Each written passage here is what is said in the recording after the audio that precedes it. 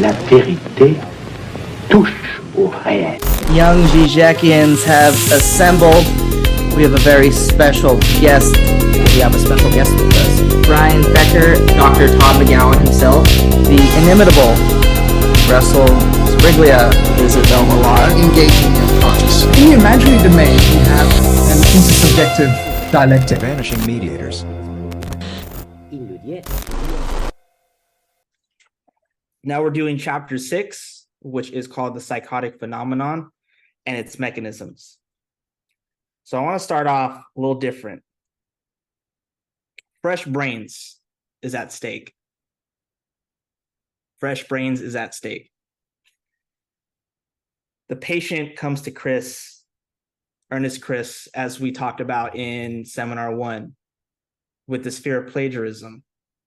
But it seems like Chris is onto something, but Lacan says that he misses the point. And I think maybe it's because Chris may be a little brainwashed from eating the fresh brains himself. So what does this mean? It means that when we look at this example of this patient who has this fear of being a plagiarist, not having an original idea, and not being able to fulfill the demands of his family legacy, and being an original scholar, and fear of even plagiarizing a colleague of his. So Ernest Chris believes that these are delusions, and he does the typical thing that any ego psychologist would do: reality testing. Examples: what time of day is it? What's your name? Surely I read your paper and I don't see that there's any plagiarism whatsoever. These things right here. But no, he still is caught in what Ernest Chris would call delusion. And this patient will go through all of this and then say, at the end of my studies, I go to this place and you can't find it anywhere but this specific street, fresh brains. Now, Lacan says that this is verneinum, right? Negation. What is that? We've talked about this before. The infamous example of, I had a dream about a woman, but it's not my mother. But what makes this verneinum and not a delusion? Well, it has everything to do with this poetic, or we call it linguistic crisscrossing of something that is negated and then something that is affirmed and negated again. What we have at stake right here is the symbolic order or oppression as the constituent, and the intellectual crisscrossing of a symptom. And it's not a delusion. It's not like a Schreber delusion. It is something that is a manifestation, or in Lacan, we have full speech, empty speech. The empty speech is empty because it has no symptomal effect. It just has resistance and the inability to really speak. But full speech manifests the signifier. Full speech is full of signification. And right here, we see the signification pop up of full symptoms. Now, what does this have to do? How is this a symptom? Well, for Ernest Chris, he believes that he's onto something because he thinks that this patient is acting out. Thinks that he's acting out because he's resisting to really talk about the reality of him not being a plagiarist. But Lacan says no. Lacan thinks that this is verneinum because it has everything to do with this fear, this fantasy of being a plagiarist, not having an original idea. But if we look at language, there is no really original idea. We just have a play of signs. We have a play of signifiers. And in this world, we have a play of signifiers for this patient. And yet, the idea of being a plagiarist is also counteracted with the consumption of a fresh brain. But Chris doesn't see that. He just continues to consume the fresh brains for the patient so that the patient can continue to repeat the symptom of being a plagiarist. Counteract that to Schreber. Schreber does not have verneinum, right? Why? Because he does not have an unconscious. He does not have repression. because in order to have this linguistical crisscrossing or this symptom manifested in language, you need to have an unconscious. And what that means is that you have to have repression, which means that you have accepted the name of the Father, which is the no of the Father. What is the no of the Father?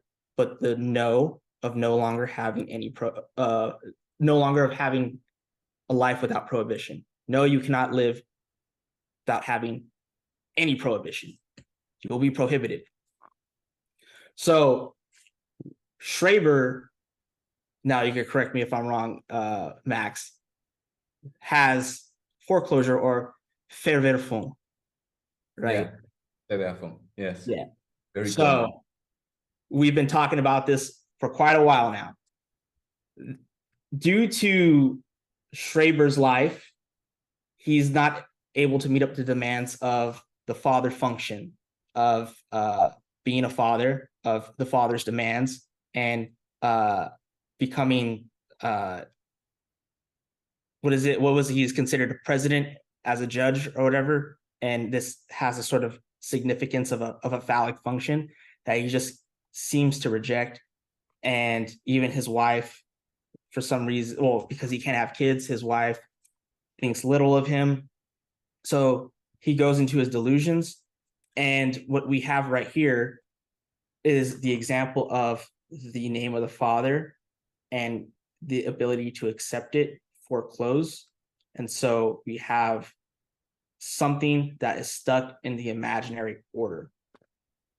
And he's fully identified with his own ego, and thus he suffers from paranoia, delusions, the whole 9 yards. But Lacan, like Lacan always does, wants to counteract or compare and contrast between psychosis and neurosis in the seminar. And in this chapter, the mechanisms are compared and contradistinct with Verneinung and Verneinung being, again, symptomal of repression, because we cannot have full repression. It manifests in this linguistic crisscross. But Schreber doesn't have language. He has delusions and he is certain. Like we talked about in the last episode, it was on deception and certainty. But this person that Chris was observing was at the same time certain that he was a plagiarist, but then also doubting and certain that the analyst has the key to his symptom. So therefore, he's not a psychotic. He's not delusional. He is just caught in the typical neurotic fantasy. But Schreber believes and is certain of his delusions. I feel like I'm kind of going all over the place, but the point is that for Lacan, there is this dimension of language in which speech and the symptom manifest in speech. The symptom manifests in the speech act. And then he'll go on to say that if you look at the writings of Schreber and these delusions of God, and then you look at someone like St. John of the Cross, who was believed to be psychotic, you'll see that there is quite a distinction at the level of metaphor, the level of language, that St. John of the Cross, maybe he has these visions of God that could be reduced down to delusions.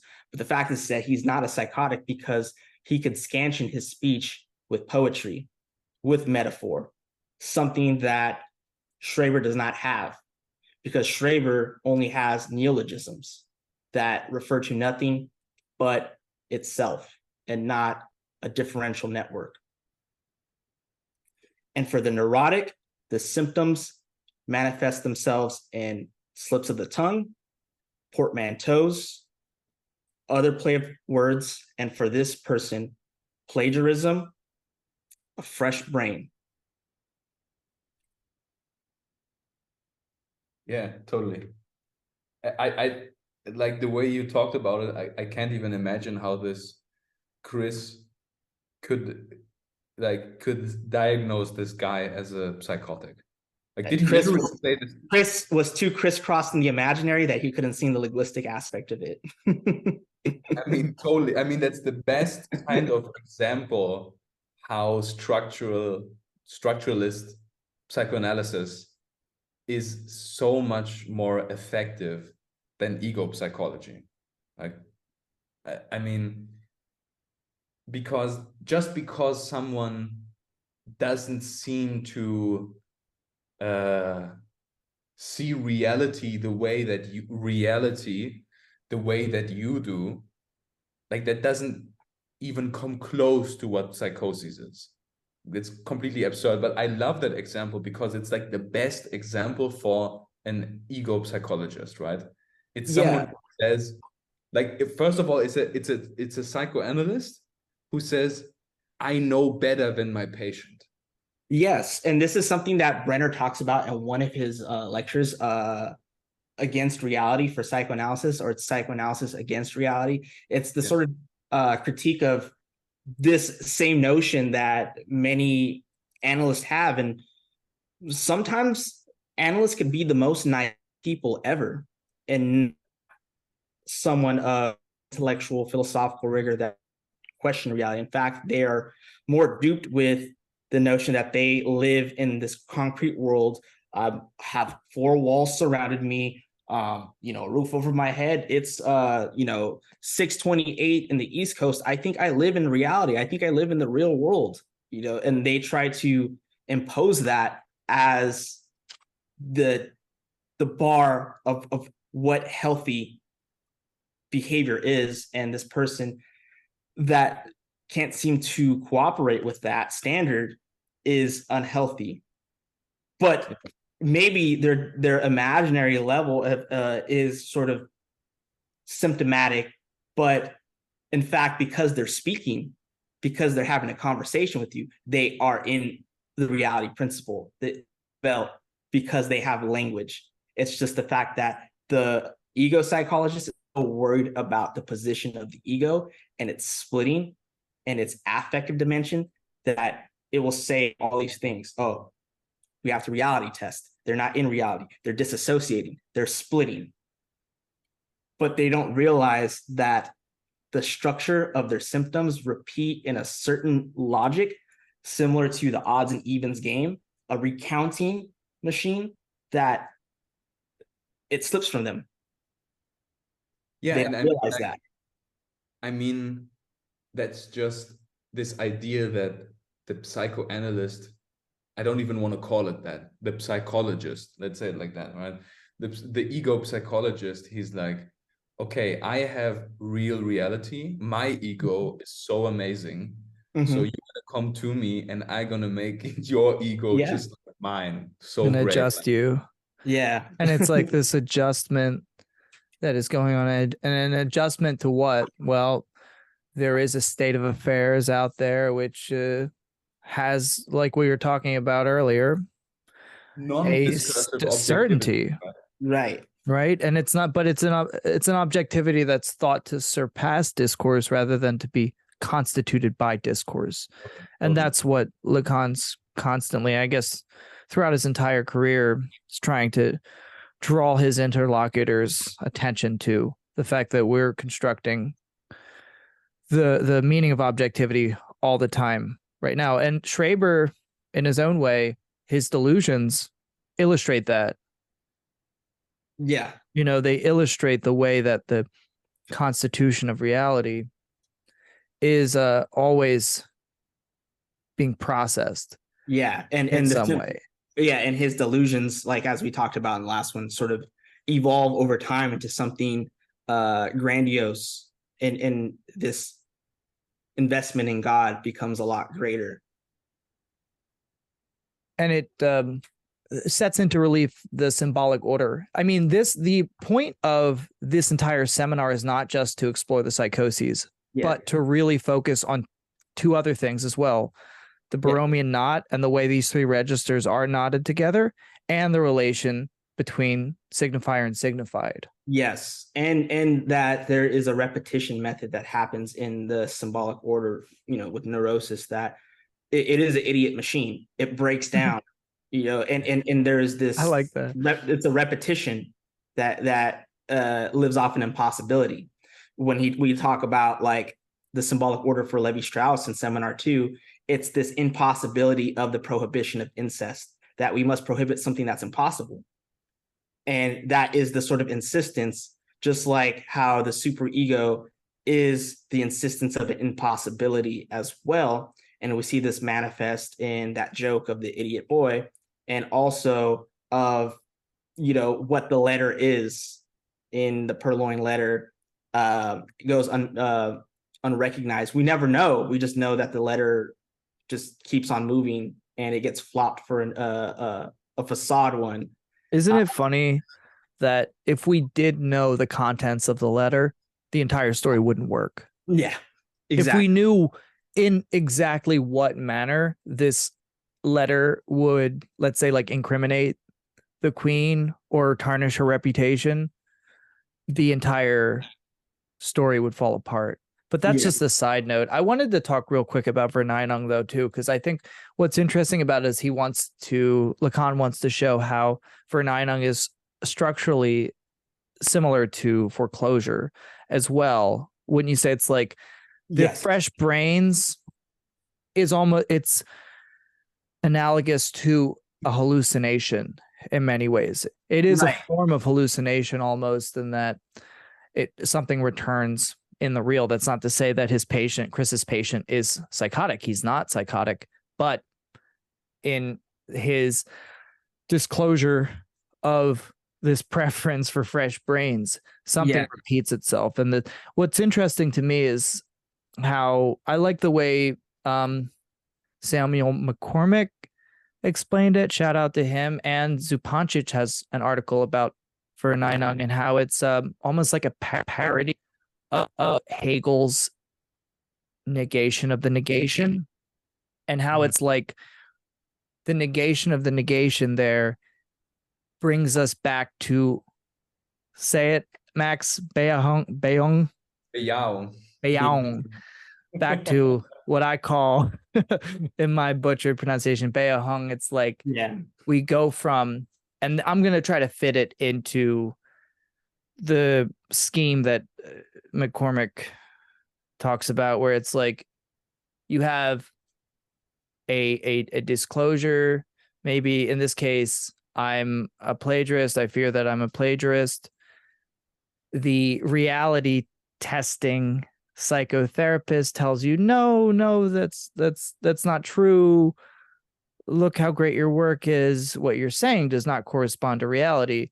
There's the first negation. Mm-hmm. And then in this case, Andrew, you can correct me if I'm wrong, the encounter with fresh brains is the next negation of that. Yeah. In some sense, where the example that McCormick uses that I like was when he talks about someone who says, I'm not the kind of person who lies. Yeah. So, well, why would you say that to your analyst? Yeah. And your analyst might be like, why do you think that I assume you're a liar? Yeah. And then you're already introducing a negation of something that was affirmed. Some people think I'm a liar. I'm not a liar. And then the negation of the negation is when you say, well, I mean, maybe you've heard from other sources that I'm a liar. So you qualify what you just said, which was a negation in the first place. And that somehow draws back to this primary affirmation. Right. Which is I'm a liar. But that's not the like, aha, so you are a liar. You fear you are a liar. It's more complicated. And that's kind of like there's this primary affirmation. Right. And it's already always an inverted, because like it would be the same format of saying like it's not my mother, and it's be like, haha, you are thinking about your mother. It's like, no, because even Alenka points this out. It's neither mother or not mother, but it's not mother. It's something that is beyond both in this negative process that affirms itself. that there's this like placeholder that allows for both the affirmative and the negative to happen, but it's this negative structure of the psyche itself of repression that which harkens back to this no of the father, this void of and the so no.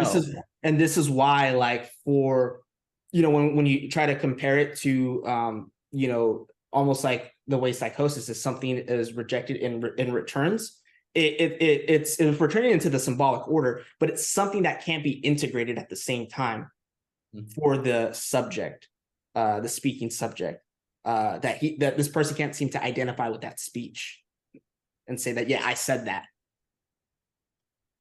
Sorry, but like what would the not mother be? I Is think that it's just the impossibility of the incest taboo. Is that just that thing? Yeah, I don't know if it's ever clarified in that essay of what the not mother is for Freud, but that it leads to something that is involved in an example of this instance of primordial symbolization itself. Biaohong, which it is involved with the fact that there is a moment of affirmation of symbolization itself, but it's something that comes in a traumatic primal scene. Yeah. And by language, it's also rejected out into, or not rejected, but negated into the act of repression. So yeah. I think it's like, it's kind of like the mystery of this no and the impossibility of no, of like ever defining what no is. It harkens back to the opening of this symbolic space where symbolism itself takes place. And it's like, remember Slavoj talks about myth of origins in For They Know Not What They Do. No, we have this entire system of prohibitions that we abide by, and we think that it's somehow self-explanatory, or there must be a reason that these laws are in place. But when you go back to the origin of the laws, you can't explain it without presupposing the very same laws that explain that origin. So it's the same thing in analysis. We all have these prohibitions that also simultaneously define desire, our unconscious desire. We're not aware of what these prohibitions are until we say them. And then to bring it back to this primary affirmation or primary like kind of symbolization is to take it back to a point of impossibility, right? Which is the constitution of the neurotic subject. But I guess the psychotic isn't all that different in some ways, because there is also this, like Andrew was saying, this repetition, a return, and a kind of failure. Yeah, and so the way Sam also talks about prohibition and the way that it happens for each structure and the rejection of it for the psychotic, it's you have no for the neurotic. For the psychotic, it comes as no. Why do you, if no is already somehow declarative of something, why do you have to double down on it and exclaim it? So therefore the psychotic has to reject some part of it because it can't seem to fully commit to it in this subtle way that happens with the neurotic. The demands are subtle, but over time they become hard to there's a, I like to always fall back on the term failed interpolation, but they seem to want to know the answer. Like, how do I enjoy? What's the cure? I just want to be normal.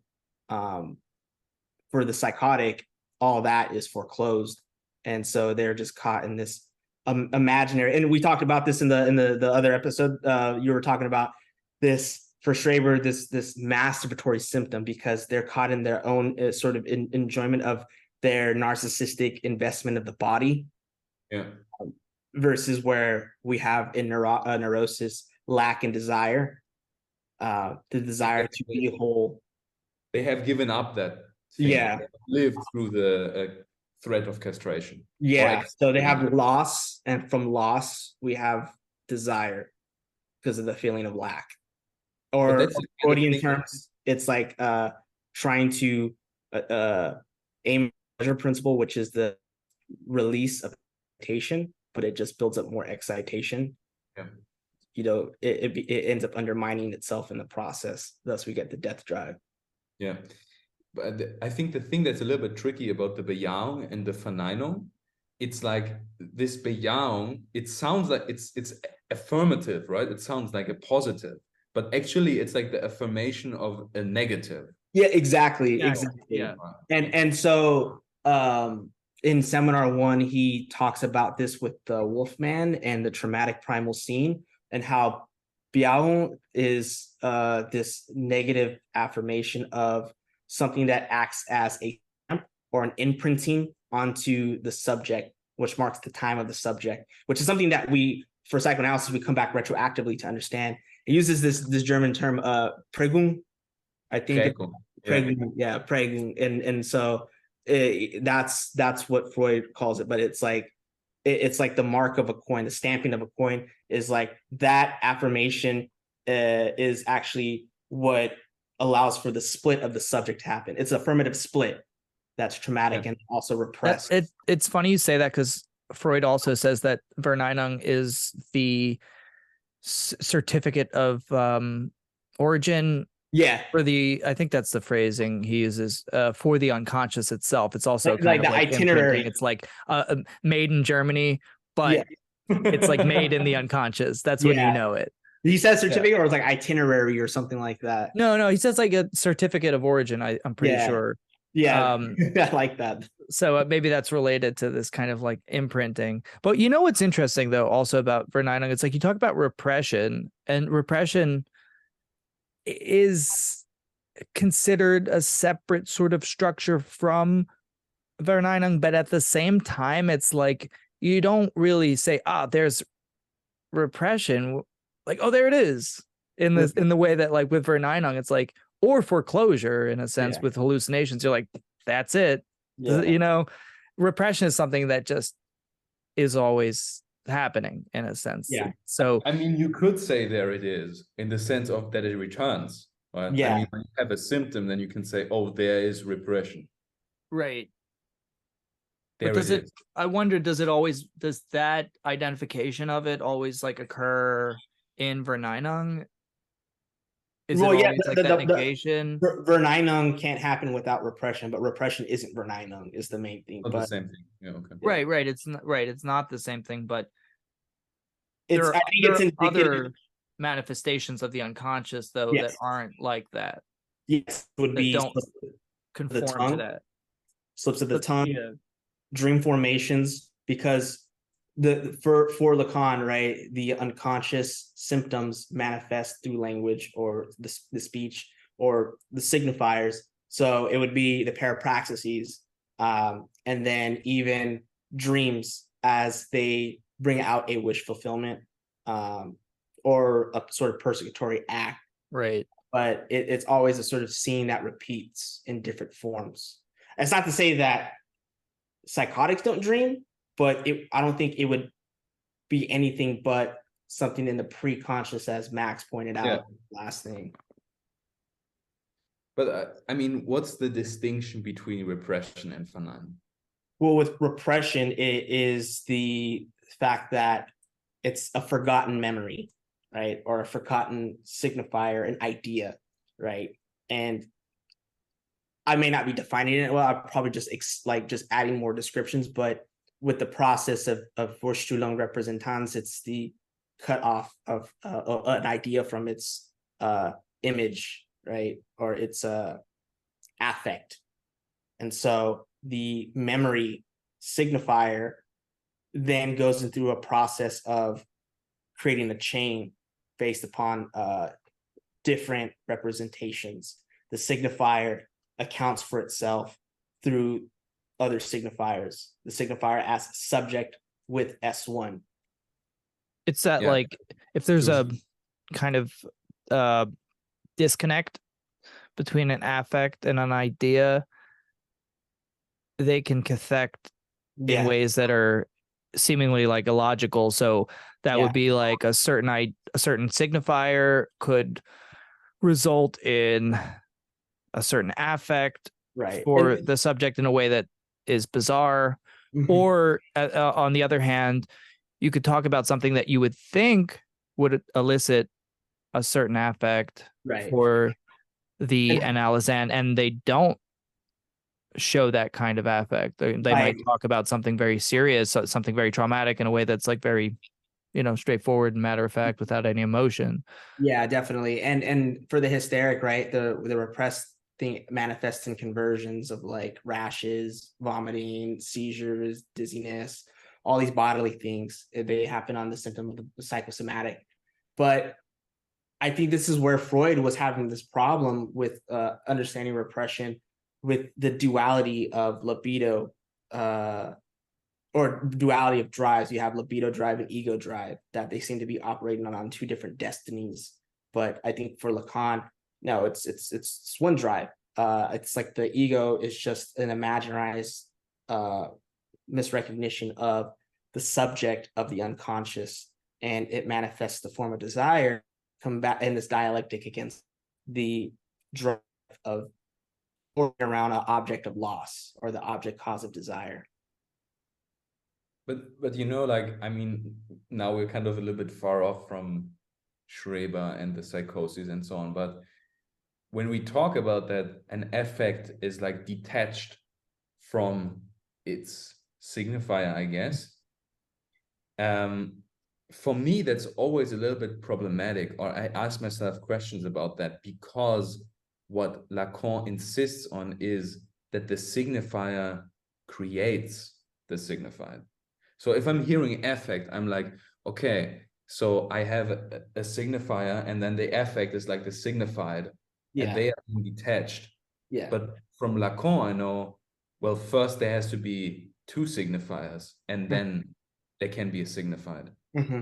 And so if there is, sounds like there's some primordial emotion or affect. You know what I'm saying? Yeah. Yeah, and you know what that would be anxiety, as far as like if there is a signified, like getting close to that object for the signifier is the form of anxiety that manifests. So like rather than anxiety having no object, he says anxiety is not without an object. Because for Freud, he thought that anxiety didn't have an object, but Lacan is saying it does. It's something that gets close to the object of desire. About this in Seminar 10.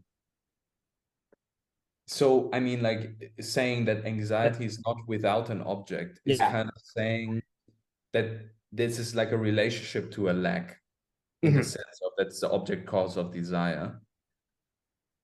Okay, got it. Okay, yeah, you answered my question. Okay, because you could see as a sort of like an anxiety being provoked with this Viaung in its primordial sense, with Pregun, that this imprinting that marks the subject, the signified is disconnected from the signifier. That primordial moment of the scene disconnects its signification from the imaginary invested content. And exactly that is the inauguration of the symbolic order. Yeah. Yeah. So for the psychotic, it's like they have the symbolic order without lack, and that means they have no symbolic order at all, basically. Yeah, they don't have any lack at all. They're not lacking anything. That would mean that's the big difference to de Saussure. If we come to that, he would say like, well, I mean, he doesn't use the word symbolic order, but he would say like, yeah, there's just this entire system that is language long, right? Yeah. And there every signified has one signifier and so on, and it's complete. But Lacan says, no, it's not like that. Then at least needs to be some kind of lack somewhere. And that's why the two levels are right. Right. That's what we kind of that's what the not mother is. Mm-hmm. Yeah, and it or a lack. Yeah. If you think about the subject as subjectivized lack, then the entry point into, let's say, the synchronic differential dimension of language or the symbolic order depends on a kind of diachronic intrusion, meaning your specific, as a neurotic, your specific point of entry into the symbolic order is like this primary affirmation. Right. And but it's not an affirmation of like, oh, here I am, hello world. even if we reconstruct it that way in analysis in a strange way, it's kind of like it's the impossibility of ever really belonging to the synchronic dimension. But there are historical layers to your specific connection with the symbolic, Right. that can only be revealed through analysis. But, and this is what Becker was saying, for Schreber, there isn't this diachronic dimension, because it's as if words have no history. They have no personal history for him. There isn't this kind of archaeology of the signifier, because the signifier is its own support. It's self-derivative. There's nothing behind it. It's as if he can dispense entirely with a signified. Yeah, no, that's and just to illuminate that he's not necessarily deficient in that sense, because when he says that, like, that, I forget the words that he uses, but what's been revealed to me, few mortals are privy to. Yeah. It's like, no, well, we see something here, like the unconscious in a way is On the psychotic surface. in that sense. Right. And we see this, it sheds this beautiful light on the way the unconscious works in that sense. Yeah. Does Lacan say that, or Freud? I think one of them say with psychosis, the unconscious is completely open, like it's completely in the open. I think that's Freud that says that. Yeah, totally. But I mean, that's what you described. That's kind of like what Schreber calls the Grundsprache, right? The fundamental language is kind of, it's like not a language. It's just lots of not even signifiers, but just signifieds in some sense that are not even really signifieds, because you cannot communicate the meaning. I mean, that's with Seelenmord, or Nervenansatz is the nerve connection. Yeah. So I mean, it's kind of hard to say what they are, because they are not signifieds, because it's not a meaning for anyone except him. Yeah, because he's not talking to anybody but like himself, or like those that have the privilege to bestow the like, you know, these visions to him, whether it's God or what. But like nobody, it's like God doesn't communicate to anybody but him is the main thing. But also the world around him is replete with signification. Everything means something. But then again, if everything means something, then nothing can really mean anything. Nothing can be tacked down, because that's like where the big other comes in. Where it's like, well, this means something, this doesn't. Yeah. This is, I think we have to expand our understanding of what deception is. It's not just like, oh, someone trying to trick you, get one over on you. Yeah. Rather, it's like, oh, well, to see beyond appearances, right? Right. I'm told this, but like, let me see, like, what's the fine print here? What are you trying to say with it? Right. That's something like that's the K-Voy part. Right. And it's like, well, like, let's, you know, just kind of compare his God to the God of Genesis, where God names all the things, right? You know, he creates heaven and earth. It gives the names to all the cattle and animals that live in Eden, and you know, lets Adam know the same thing. Whereas like this God in Schreber only reveals him certain knowledge that many mortals don't have. And it's communicated through his nerve contacts, right? If I'm not mistaken. Yeah, I think so. And only special souls. Only special souls. Yeah. Well, it has nothing to do. It has nothing to do with the world that is named. Because for him, it's like each world is, or each nerve that's a slip. Each nerve is an intellect. He says. Yeah. Exactly. And I mean, like, the interesting thing is also that where's the deception? I mean, the deception is also in the sense that the world isn't real, that all the humans around them are not real. Right. And at some point, even he isn't real. At some point, even he has died, and he thinks he sees his own death certificate in the newspaper, right? Right. So like, that's, he doesn't have a stomach like that. You know, he doesn't have certain organs. Yeah. So would you could say one that say is a body without organs? Yeah. Well, I guess they say that in Anti-Oedipus, right? Yeah. Hey, someone should write a book about that. But isn't that funny how like when they their neologisms of body without organs, or like the despotic signifier, how they create their own little like primordial myth of like the ersat and all these things, so like they're pretty much like escaping from this like historicism into like a mytho. I wouldn't even call it poetics. It's just like, a myth of neologisms. Well, here's the thing about that, and what do Deleuzians always say? It's like, no, we're not analyzing the world, we're just creating concepts. Yeah. And philosophy is about inventing new concepts, but it's like inventing neologisms, and then it's like, well, we don't have to justify their meaning, because it's, let's get beyond the tyranny of the signifier and be more like Schreber and think in this deterritorialized, decoded way. And it's like, okay, but then are you doing philosophy exactly? That's Right, that's convenient. That's super because convenient. they don't want discourse. They don't want discourse because that would make a totalization of something that's a common discourse. It's pragmatics, Well, what's the body without organs? It's a plane of immanence. Well, what's a plane of immanence? Oh, it's deterritorialization. What is this? Pragmatics. It's the egg. It's the lobster, the double pincher, double articulation. But like all these have nothing to do but for themselves. Like it has nothing to do with the system. Yeah. Like this was the best summary of every Deleuzian I have ever met in my life. No, but here's the frustrating part. That's cool.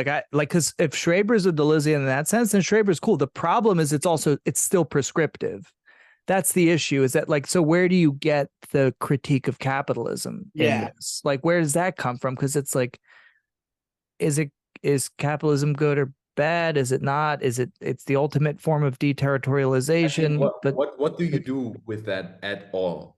Right? Yeah. Like, I mean, you will end up like Schreber. He's just sitting around and he's having his delusions and he has a really bad time with it. And in the outside world, nothing happens. I mean, what is schizoanalysis? I have no idea. How do you do schizoanalysis? You don't know. It's like soul murder. It's like, word. Okay. Yeah. They're delusions. They're delusional. oh, I love that. There's a neologism for you. No, but shots fired.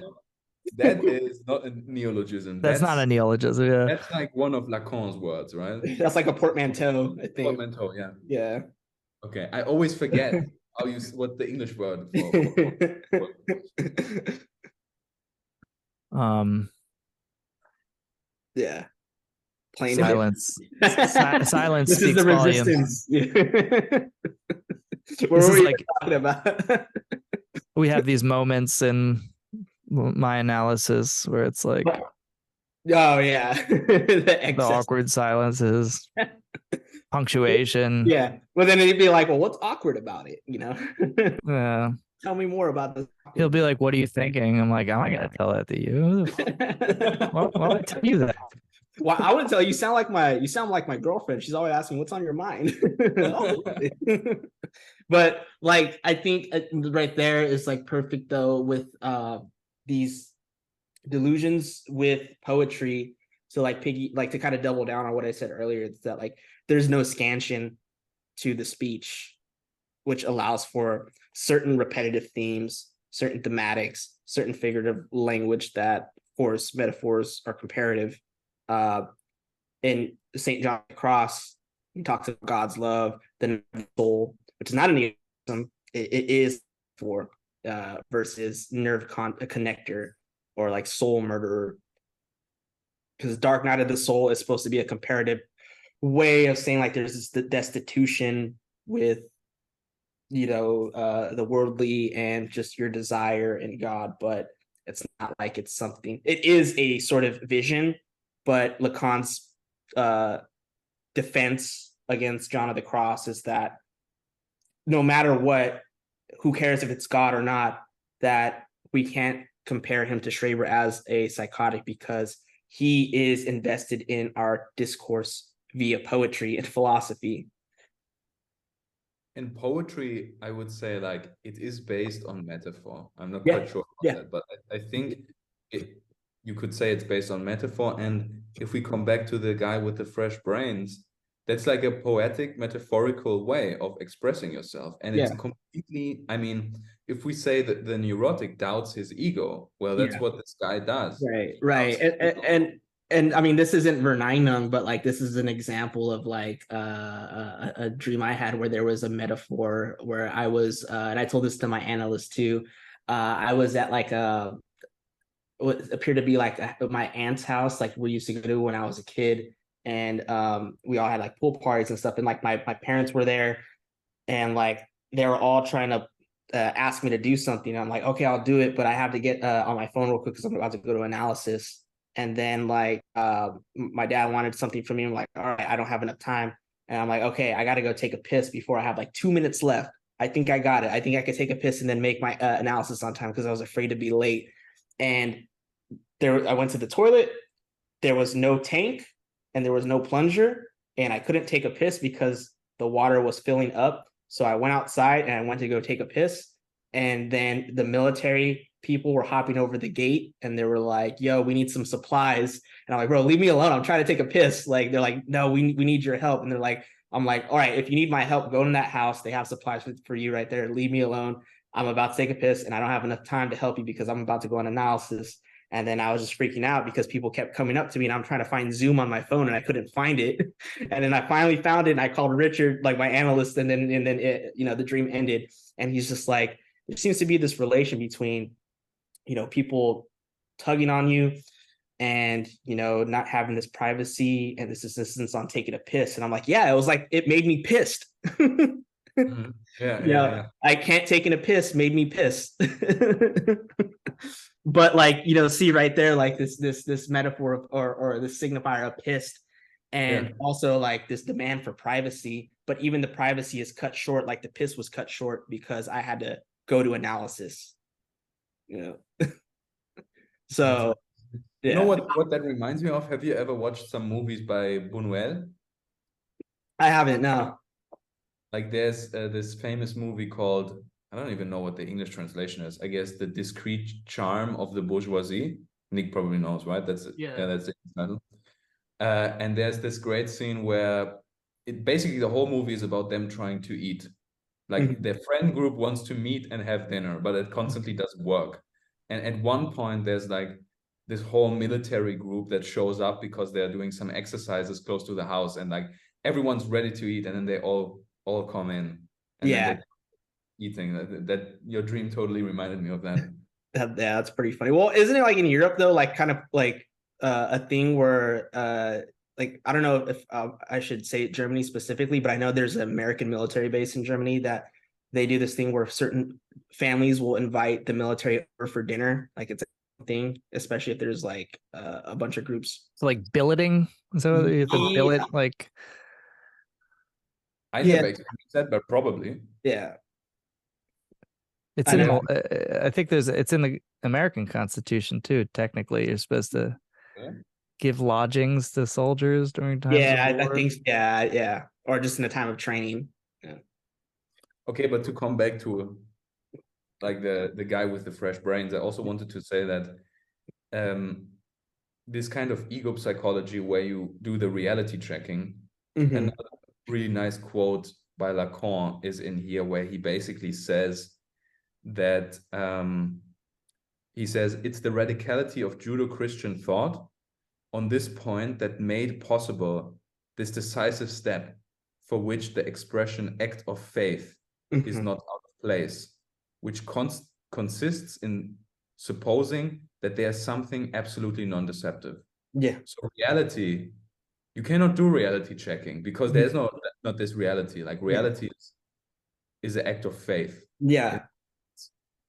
And I feel like the important distinction, I mean, that's probably a really not very exciting point to make, but the big difference is like these guys just don't accept that the symbolic order exists in any sense. Right. Or they just can't see it because like, they live on an act of faith. Like they're naive realists. And even Leon Brenner, that realism is like the most perverse thing ever. Or it's the imaginary symbolic of Jung, right? Where it's like we have these archetypes.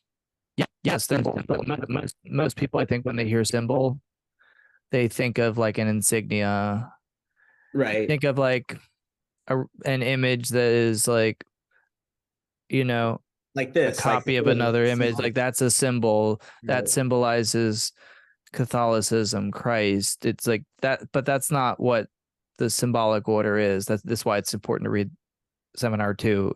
Is this like kind of computational Yeah.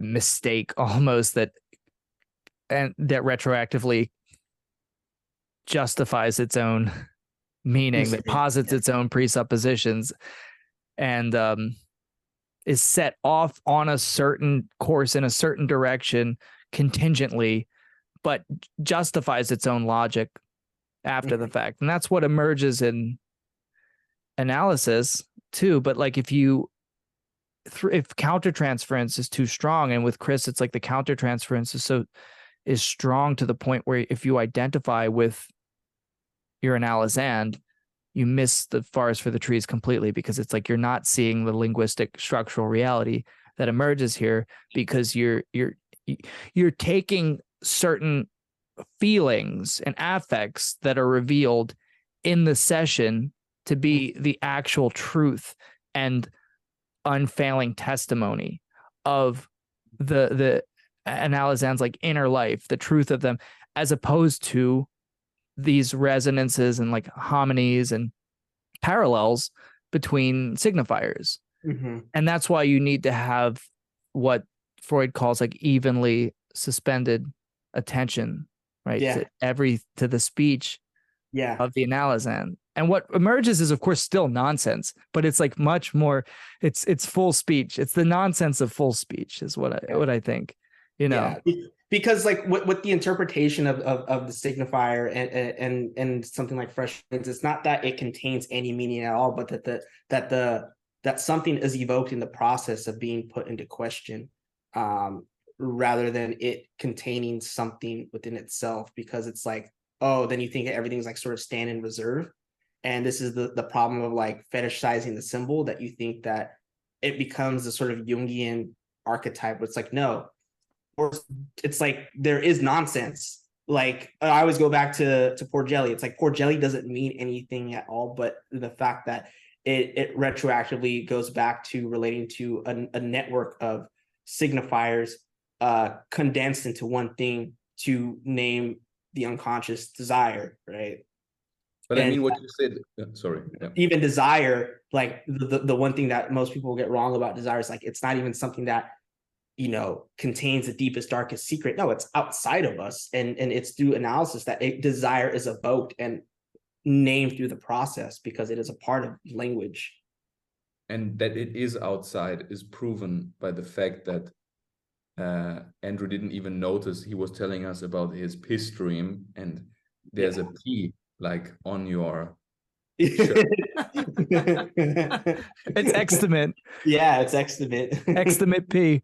Yeah. Prägung right there. Yeah, pushing P. Yeah, but I mean, what you said, Nick, is true, because I think the word symbol refers to something that is not a signifier, in the sense that it's directly related to its referent, right? So I think that's sometimes where the confusion comes from. I think that's a distinction, right? It's like signifier refers to another signifier, and symbol refers to its referent, like smoke to fire. I think that was an example. Yeah, or like, a sign. That's like sign versus signifier. So I guess right, I don't know if right. So you have like index, signifier, sign. Yeah, like those are, I think, the three categories. I might be missing one. Yeah. It was sign, not symbol. Yeah. I was also thinking of the article on the Phallos by Michael Downs. Yeah. He's using like Pierce. He's using, because Pierce is the one that uses an index and icon. But I also wanted to say that I think there's a clear difference between the meaninglessness of Fresh Brains and the meaninglessness of Soul Murder. Right. Because Fresh Brains, and now I'm coming to what I'm studying all the time, it's kind of like mathing, right? Yes. In the sense that it reveals structure without sense. Yeah. right? Whereas soul murder is something like sense without structure, but because there's no structure, there's not even real sense there. So Yeah. it's sense that it's nonsense in the sense. Right. And that's funny that you brought up the mathemes and topologies. It's funny because Lacan starts with the mathemes first, and then you have a language to them. Whereas like when you look at science, it's always a language, and then you get certain topologies after and models and statistics to elaborate on what this language is. So we always think of the discourse first, and then the sort of mathemes and topologies, but for psychoanalysis, it's the topologies first. Notice how Lacan is already starting with topologies with the mirror stage, with optical schema, L schema, the list goes on. And then we get into like discourse, four discourses, the Borromean knot. Even for Freud, I would argue that he is topological throughout the entire work. I mean, the theory of neurons is already topological with the sci-fi and omega model, and then this primary and secondary processes with the dream schema, and then his sexual theories, and I mean, the list goes on. Yeah. One thing even ego, id, and superego are topographies, but people take that like it's some type of, I don't know, like I don't even know what word to describe, but like they're using that as mouthwash to use Lacan's term. I mean, it's like they use it in a Euclidean way, right? In an imaginary way, and not in this non-Euclidean structural way, and that's how it's wrongly used. But yeah, Nick, what did you want to say? No, I was just gonna say it's like I think this is why Freud is so routinely dismissed by psychotherapists today, even though certain features of his system are still retained. It's because these topologies and like what does Lacan call it, like anatomo-physical descriptions of the psyche are mistaken for actual sort of like phrenologies, right? Or of like, as if this is the actual physical terrain of what's going on inside our heads. And no, it's provisional. It's not physical. It's like this is, and everything about Freud's system is supposed to be provisional. It's supposed to be an ad hoc solution that is supposed to bridge a gap between the sciences as they were developing at the time and what we can do for the individual subject in the session. And yet, like, what happened, ironically, is that it's like we didn't actually surpass many of the models that he created. They have their efficacy, but they aren't supposed to be like descriptions of what's going on under the hood necessarily. It's like it's all about what's happening within the session. This is how we should approach the psyche theoretically, but the praxis is something different. But to orient ourselves towards what the subject is, we need these models. Right. And it's like, besides beyond the pleasure principle, where the death drive manifests itself explicitly, I would argue that these topologies are just different sublations of trying to grapple the dialectic between pleasure and non-pleasure, right? With excitation. And when we get the neuron model, the dream schema with primary and secondary processes, and the wish fulfillment with the sexual theory of, from invert, infantile and adult, and this problem of libido object, and then it's all working through with, well, what's the problem with excitation, right? Of how we aim at pleasure, which is not gaining something, but the release of built up excitation, and in doing so, it creates more of that. Yeah, I mean, it's like the whole what's it called, the project, what's the text called? A project for a scientific psychology. Yes. Like, it's fascinating how it's like a hydraulic system of pressure, kind of. But I wanted to say what reply to what you said, Nick, about that it's used as a physiological model in some sense, or misunderstood as that. But I think the biggest misunderstanding is that it's understood as a Euclidean space and not as like a non-orientable surface, because the non-orientable surface has like this quality of, and this inside and the outside are the same, but there is this distinction between them that still haunts this surface in some sense.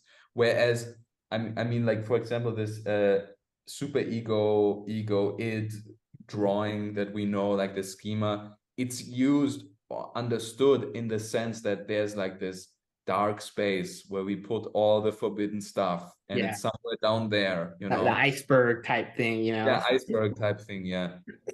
But Freud says it himself, right? He talks about the iceberg, but it's not the best image, Right. And then he'll talk about another one, another topology, the mystic writing pad. That becomes his other one for like understanding memory, that one is memory amazing. and the unconscious. You know, that's a good one too. What would be the topology of the psychotic? Maybe we can back to that. Oof.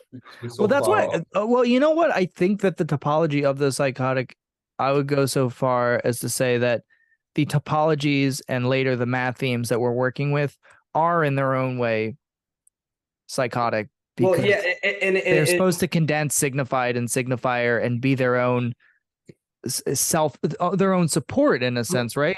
Well, what I would say that for the psychotic, it's the question of Santhome and how the Baromean knot knots itself in a way that it's kind of displaced from language. This is how I was described it by Mark and Dwayne, who are very invested in the Mullerian school of Lacan, the clinic of the real. That this is the late Lacan dealing with the Baromean knot and how foreclosure and just other clinical structures, not just the registers of the imaginary, symbolic, and the real. It's, well, how is it that, you know, there's a relation between, well, a law that would make us, you know, generally neurotics and the foreclosure of that in this Baromean knot.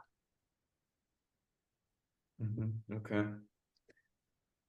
I'm not sure if I quite because it's like this sort of psychotic foreclosure and Santhome have to do with something that is real and all alone and not individuated, but something that's indivisible, that resists any type of interpretation that you would see in neurosis. Let's we can continue the conversation. Sorry to interrupt, but like, can we quilt the episode here? Yeah. Can someone say something All right. conclusive? soul murder. Soul murder. So it's the soul Soul murder. All right, we'll see y'all next time.